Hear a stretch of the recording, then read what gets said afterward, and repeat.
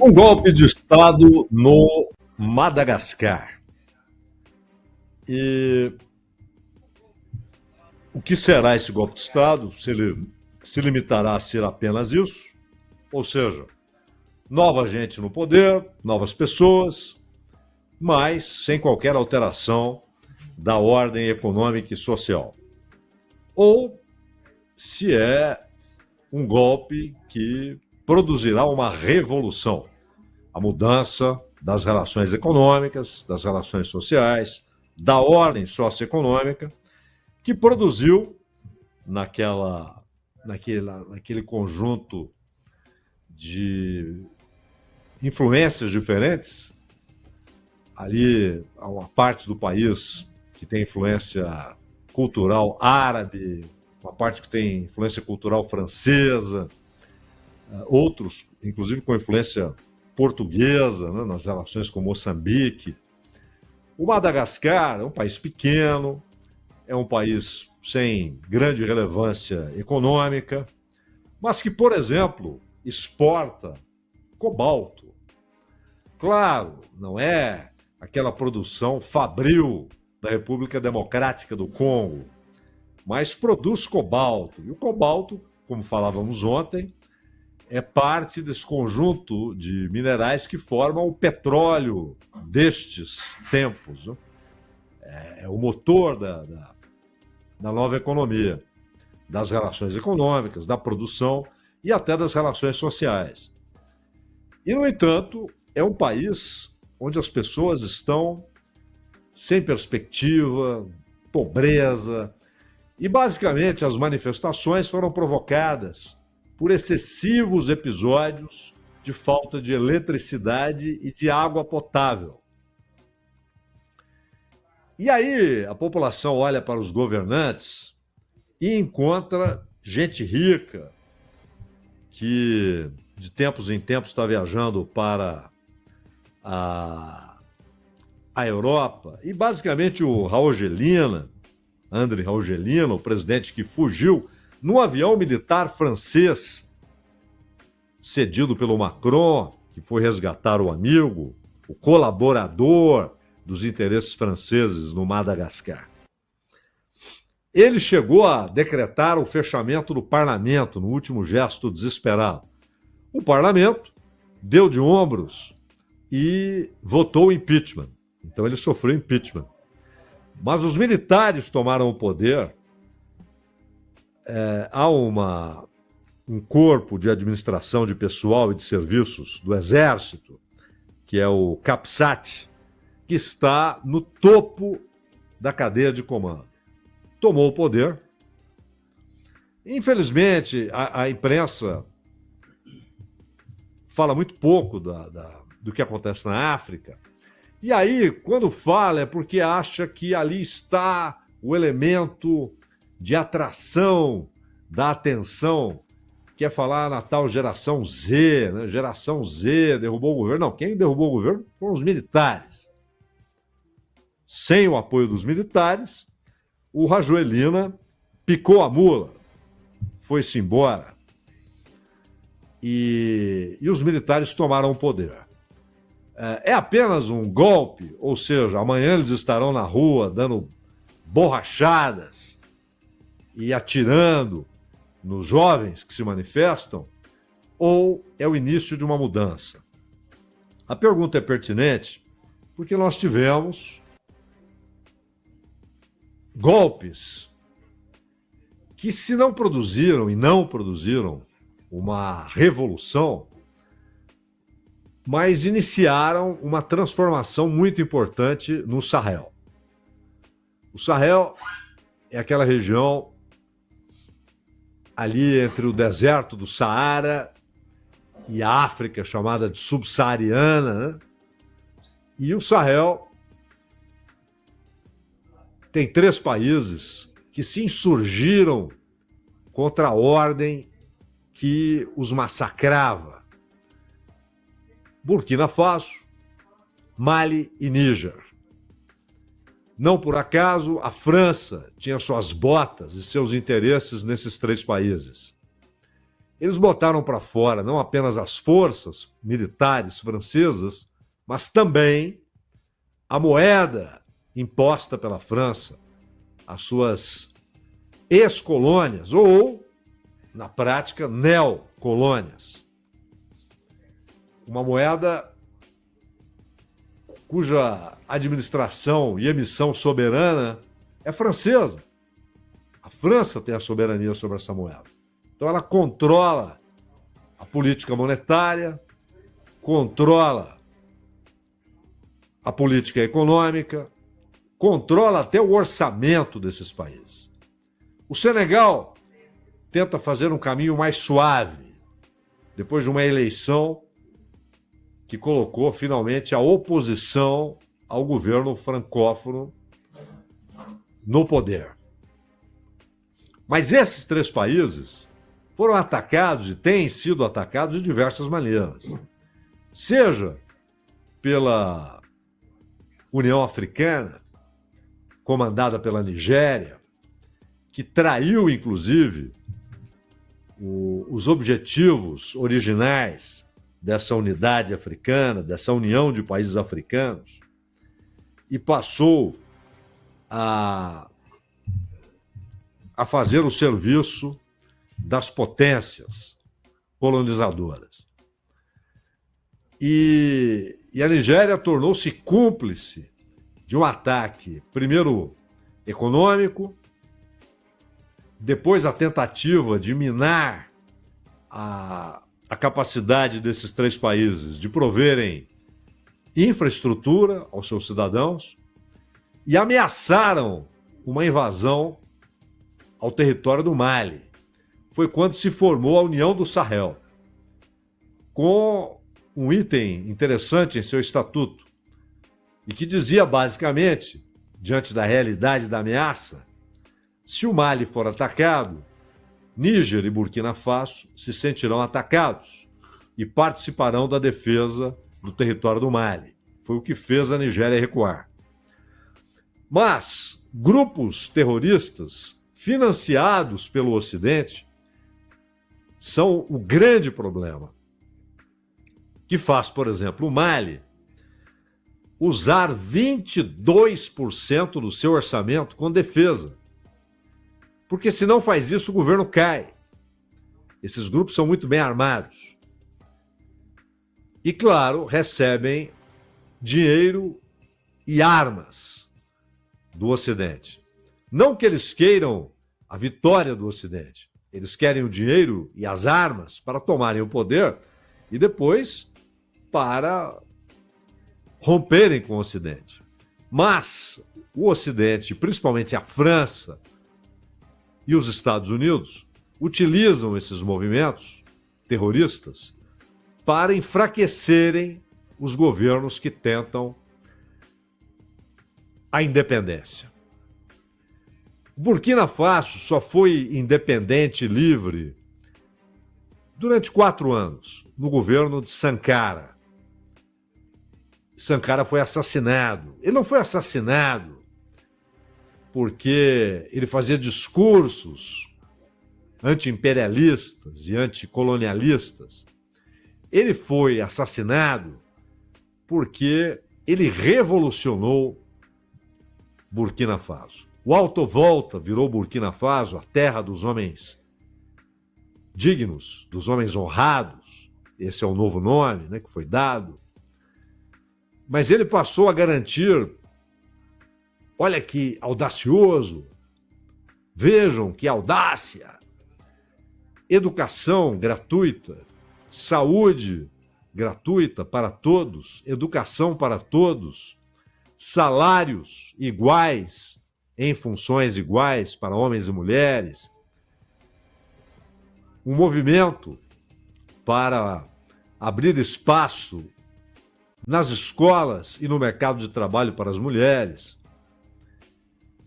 E, acima de tudo, a defesa da independência de fato, a independência real de Burkina Faso. Ele foi assassinado. com forte participação da França no que aconteceu no golpe de Estado que levou à prisão e à execução de Sankara, Thomas Sankara. Assim como no Congo, Bélgica e Estados Unidos e Reino Unido se uniram para derrubar e matar Patrice Lumumba, que também não queria apenas uma independência para ter uma nova elite no poder explorando as pessoas, mas a independência da República Democrática do Congo, na época apenas Congo, era para Lumumba a tradução da independência do povo. Não há independência de fato se o povo continua escravizado, explorado, oprimido, não importa se por uma potência estrangeira ou se por uma elite local. Ele foi assassinado. Como mataram Cabral, o grande responsável pelo movimento de independência do Guiné. E a lista de sangue derramado, de gente que foi morta por tentar a libertação do povo africano, é uma longa lista. Mas não é tão longa a lista dos assassinos. Porque, embora muitas vezes ações locais, de traidores locais, essas ações foram financiadas, organizadas, bancadas, incentivadas pelos Estados Unidos, pela França, pela Bélgica, pelo Reino Unido. A África, muitas vezes, é estereotipada, né? No noticiário, nos livros, na visão que as pessoas têm, no imaginário do resto do mundo em relação à África. Mas a África são várias, né? A África são muitas, como disse Guimarães Rosa a respeito de Minas, né? Minas são muitas. A África são muitas. A África árabe, a África do Sahel, a África subsaariana, o sul da África, com uma história muito peculiar. África do Sul, Namíbia. A Namíbia que foi massacrada pelos alemães no começo do século XX. A República Democrática do Congo, esse é um nome pós-Zaire, né? Antes era apenas Congo. Ela foi tornada propriedade particular de um monarca belga, Leopoldo. Propriedade particular. Foi do Estado belga, tornou-se propriedade particular, voltou a ser do Estado belga, mas nada disso modificava a realidade de escravidão, de assassinato, de tortura, de trabalho escravo dentro do território do Congo. Mais conhecida é a história na África do Sul, o que foi feito por holandeses e ingleses. Então, o regime de segregação, o regime oficial de segregação. Mas há histórias muito parecidas na África portuguesa,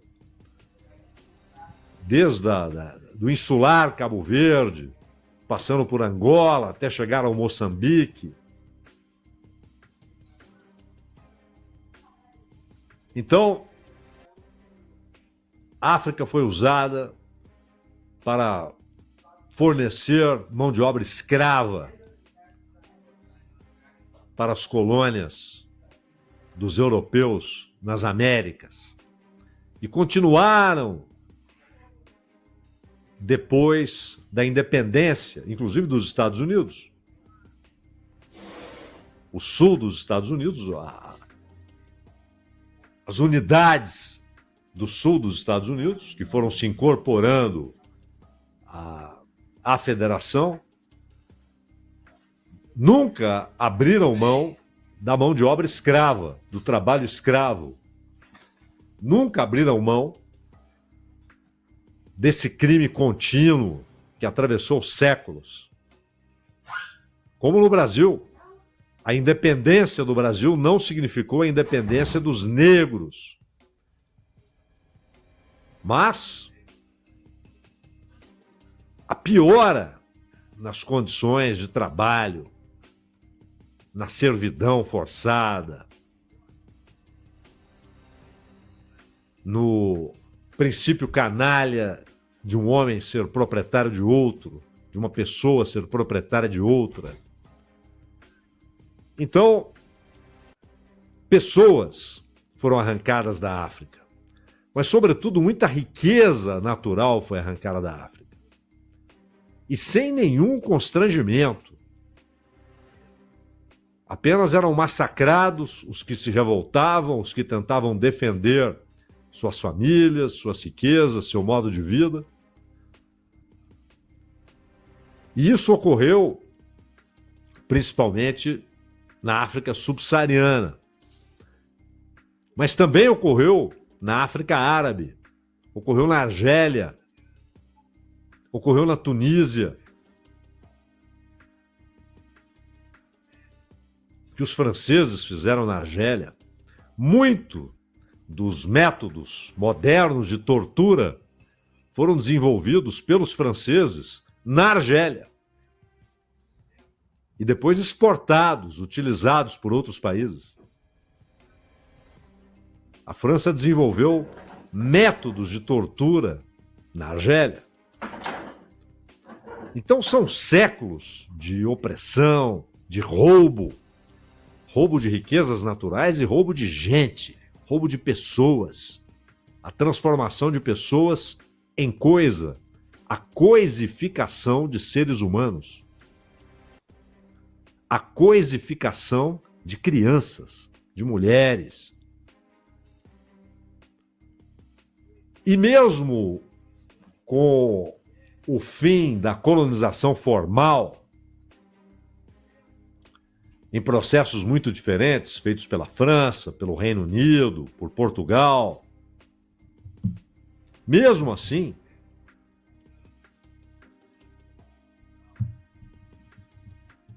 o roubo continuou. Só que agora voltamos à era das companhias. Quando necessário, o Estado e seus soldados. Quando desnecessário, as companhias, os bancos, as empresas, as corporações, mas sempre com a garantia dupla do governo local associado à potência estrangeira, gente corrupta colocada no poder para ser títere, para ser vassala dos interesses das potências e, claro, a garantia que essas empresas têm de, se a coisa desanda, se as revoltas se multiplicam, se os governos amigos são enfraquecidos, os estados dessas potências vão defender os interesses privados de suas companhias, como o Estado sempre faz. Ele é a superestrutura da dominação econômica, da classe dominante, ele é a superestrutura jurídica, política e, portanto, também militar. Então, Lumumba não foi morto buscando a independência. A independência já havia sido conquistada. Mas ele queria a independência real de seu povo e foi assassinado. Sankara está seguramente entre os maiores revolucionários do século XX, não só da África, mas do mundo. Foi assassinado. Agora, Traoré, Ibrahim Traoré, que tenta, de certa maneira, reproduzir o que fez Sankara, mas as circunstâncias são diferentes, ele é um alvo permanente. Ele já sofreu vários atentados. Mas isso saiu no jornal, no Brasil? Isso saiu na televisão inglesa? Não. Não. Burkina Faso? Não. E ele está virando. É interessante isso. Ele ainda não é visto como Sankara, e nem pode ser visto, porque não se sabe se ele fará o que Sankara fez. Ele é apenas alguém que se propõe a fazer, mas ainda não fez. Então ele não pode ser visto como Sankara. Mas, em razão dos meios de comunicação que hoje existem, e principalmente por causa da internet, ele, assim como Sankara, virou um símbolo para muitos países africanos, para muitos povos que querem a libertação. E isso faz de Ibrahim Traoré um alvo, como foi Sankara, como foi Lumumba, como foi Cabral, um alvo. E quanto mais o nome dele é associado à ideia de libertação, mais cresce a ideia de que não adianta prendê-lo, é preciso eliminá-lo. Mas não são apenas as potências ocidentais. O Sahel tem muito ouro. A estatística oficial é de uma produção de 250 mil toneladas por ano, mas provavelmente é muito mais, né? Inclusive, esse ouro é disputado pelo governo e por esses grupos terroristas, financiados pelo Ocidente. E isso abre negócios, né? Então a Rússia é chamada a ajudar esses países e manda o Esquadrão Wagner, renominado para Africa Corps, e que é remunerado com ouro extraído dali. Já a China tem outro modo de operação. A China tem contrato com todos os países africanos, já dissemos aqui, a exceção é Ilhas Reunião, mas Ilhas Reunião não tem administração local, não pode fazer nada, né? Pertence à França. E por decisão das pessoas que lá vivem, houve um referendo, decidiram que continuariam como cidadãos franceses. Mas toda a África tem contratos com a China, e não são só contratos comerciais, são contratos de infraestrutura. Mas isso significa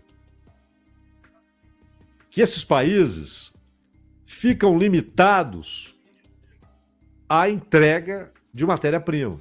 Tudo bem, chega dinheiro, o dinheiro vira ponte, vira estrada, vira esgoto, tá tudo certo.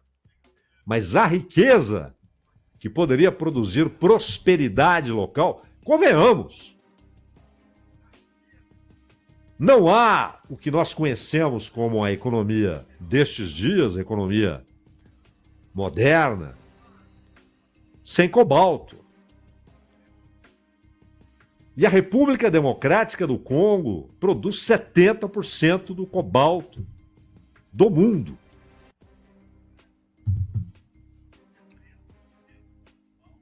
O que são os Emirados Árabes? O que fez aquilo? O petróleo. O que é o Catar? O que fez o Catar ser o que é, pelo menos para sua elite? O petróleo. A Arábia Saudita, o petróleo. Pois a Nigéria, que produz petróleo, é afogada numa distribuição de renda. Não é distribuição, né? Distribuição, aliás, é uma palavra inadequada, parece que alguém está distribuindo, mas na apropriação da riqueza por uma elite que fica com as migalhas dessa riqueza, que são basicamente de companhias internacionais. E o povo nigeriano não desfruta da riqueza que é sua. No Congo, da mesma maneira. Só que aí são empresas chinesas. E agora também algumas americanas.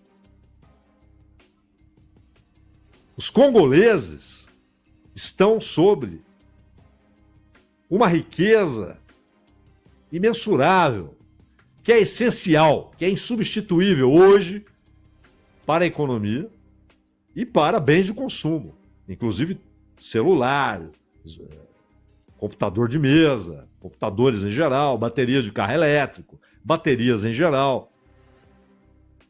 E ele continua na miséria e, ao mesmo tempo, mergulhado em guerras. Interessante que a economia para, tudo para, mas não a mineração. A mineração não para. E o povo da República Democrática do Congo não consegue se libertar de um ciclo de guerras que são alimentadas de fora. Porque isso produz desorganização, divisão, conflitos internos e não lutas pela libertação e pela transformação da ordem econômica. A Nigéria, com a guerra entre islâmicos e cristãos, o norte islâmico, o sul cristão, quando, na verdade, o Estado e as companhias alimentam isso para que essa seja a realidade, o dia a dia do povo, e não o fato de que a imensa riqueza extraída dali em nada beneficia os cidadãos nigerianos. Moçambique agora, crises e mais crises, inexplicáveis do ponto de vista econômico, mas produzidas artificialmente, politicamente, para dividir, fracionar o país. É por isso que o Sahel espanta esses interesses. E claro, eles dependem da ajuda russa, principalmente. É o país com o qual eles melhor se relacionam, é a Rússia. Mas a Rússia não está lá por amor à libertação do Sahel. Ela tem recebido ouro por essa ajuda. Mas é uma ajuda que hoje é imprescindível, porque é uma ajuda militar contra esses grupos desestabilizadores financiados desde o Ocidente. E a China, por sua vez, construindo pontes, esgotos, redes de esgoto, construindo estradas, ferrovias, mas tornando-se senhora dessa riqueza. Ou seja, a tentativa dessas potências todas é que a África não deixe de ser mera produtora de riquezas naturais. E é por isso que o Sahel é visto com receio e temor por potências e companhias. Meu caro... E merece atenção do mundo e merece mais do que solidariedade verbal. Merece apoio econômico e político na sua luta incansável de libertação. São séculos de luta pela libertação, meu caro Ronald Mendes.